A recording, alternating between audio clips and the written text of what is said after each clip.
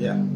Pak Hendrik Watubun, Anda selaku Wakil Ketua Bidang Pemenangan Pemilu DPC PDI Perjuangan Kota Tual terkait dengan kisru aset kepemilikan pendopo Yarler Kota Tual antara pemerintah Kabupaten Maluku Tenggara dan pemerintah Kota Tual.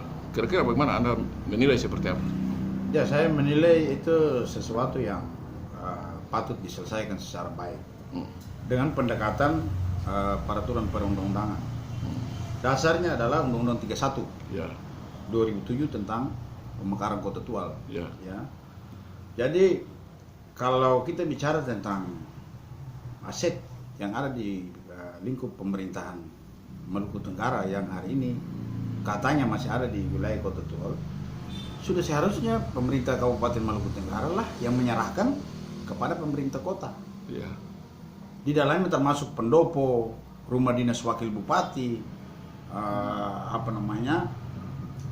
SKB, ya, dan lain-lain yang adalah merupakan aset pemerintah Maluku Tenggara yang berada di wilayah Kota Tual. Ini wilayah pemekaran, ya, wilayah pemekaran. Ibu kota Kabupaten Maluku Tenggara dulunya di Kota Tual, terjadi akibat karena pemekaran wilayah dia berpindah ke Langgong.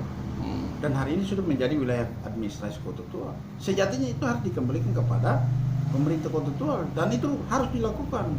Tidak perlu lagi ada sesuatu yang muncul seperti yang disampaikan oleh Kasat Pol PP dan anggota DPRD Maluku Tenggara kemarin. Tidak perlu seperti itu. Ini saya kira penyelesaian atau cara menyelesaikannya itu pendekatannya mekanisme perundang-undangan, aturan yang ada. Bisa Undang-Undang 31, bisa di Undang-Undang 23, Undang-Undang Dukcapil juga bisa. Ini status kependudukan, status barang-barang, aset-aset yang ada di wilayah ini itu ada di situ. Sebagai politisi di daerah ini, saya sangat yakin bahwa tidak ada celah undang-undang manapun yang memberi ruang kepada pemerintah Kabupaten Maluku Tenggara yang mengatakan bahwa ada asetnya di Kota Tual. Tidak ada. Kota Tual sudah dimekarkan 10 tahun lalu. 5 tahun saja itu sudah tidak bisa lagi. Itu sudah menjadi aset Kota Tual. Kenapa hari ini harus dipersoalkan? Lalu logika sederhana saja, kalau misalnya kabupaten menganggap bahwa pendopo adalah milik dia, silakan dicek, teman-teman pers, jurnalis, silakan mengecek APBD Kabupaten Maluku Tenggara mana yang di dalamnya ada item yang menjelaskan pemeliharaan untuk aset-aset Maluku Tenggara yang ada di Kota Tual, termasuk pendopo. Tinggal ditanya, itu saja logika sederhana. Jadi tidak perlu lagi ini dipermasalahkan di ruang-ruang publik, ruang media sehingga menjadi konsumsi publik atau masyarakat awam, tidak boleh. Seolah-olah ini ada permasalahan antara Maluku Tenggara dan Kota Tual, tidak ada kok. Saya kira seperti itu. Mari kita menjaga hubungan baik, menjaga etika dalam berkomunikasi. Itu seperti itu. Kira-kira Anda menilai pernyataan dari Kasat Pol PP Kabupaten Maluku Tenggara yang mengancam akan melaporkan hal ini ke polisi dan melakukan polis lain terhadap pendopo Yarler yang saat ini ditempati oleh Wali Kota Tual saat ini? Baik, ya, dasar laporannya apa? Ya, dasar melapor pemerintah Kota Tual apa? Yang kedua, Kasat Pol PP tidak punya kewenangan menaruh polisi lain di situ. Tidak ada. Tugas polisi lain, tugas Kasat Pol PP atau polisi Pamong Praja itu sudah jelas. Dia polisi daerah yang mengamankan seluruh peraturan-peraturan daerah. Silakan dia melakukan hal yang berhubungan dengan kegiatan atau aktivitas pemerintahannya di daerah, tetapi terkait dengan ancaman atau untuk melakukan menaruh polisi lain pada wilayah pendopo atau areal pendopo Wali Kota Tual itu tidak boleh.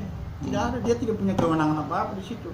Nah, saya mengutip pernyataan Wali Kota kemarin pada saat nota laporan pertanggungjawaban keuangan kemarin, itu Wali Kota sudah menyampaikan secara terperinci itu kepada forum OSKPD dan OPD di hadapan rapat resmi paripurna DPR bahwa beliau tidak ingin untuk mempersoalkan hal itu.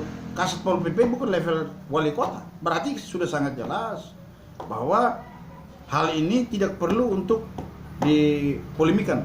Ya. Pemerintah Maluku Tenggara sudah harus memahami bahwa ini bukan asetnya lagi. Seperti itu. Terkait dengan pernyataan tukar guling terhadap aset-aset negara. Iya, soal tukar guling aset. Aset tukar guling, silakan dibuka juga dalam aturan. Mana ada aturan undang-undang atau peraturan pemerintah yang mengatakan bahwa aset-aset negara yang ada dalam negara ini ada proses tukar guling? Tidak ada. Ini kan tidak boleh seperti itu. Ini kayak badut saja, ini tidak boleh. Ya kita harus menyampaikan sesuatu itu ada aturannya, landasan hukumnya harus ada. Kita ada dalam negara, bukan di hutan. Ini negara Kesatuan Republik Indonesia.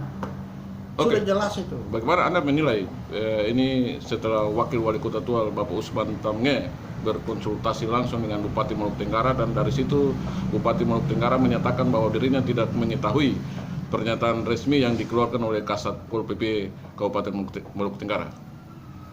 Ya itu Pak Bupati menyampaikan itu atas pertanyaan Wakil Wali Kota Tual ya, tetapi bahwa seandainya hal itu tidak diperintahkan atau disampaikan oleh Bupati Maluku Tenggara kepada Kasat Pol PP-nya, dan Kasat Pol PP menyampaikan itu di hadapan paripurna resmi DPRD Maluku Tenggara, hari ini Bupati mengelak.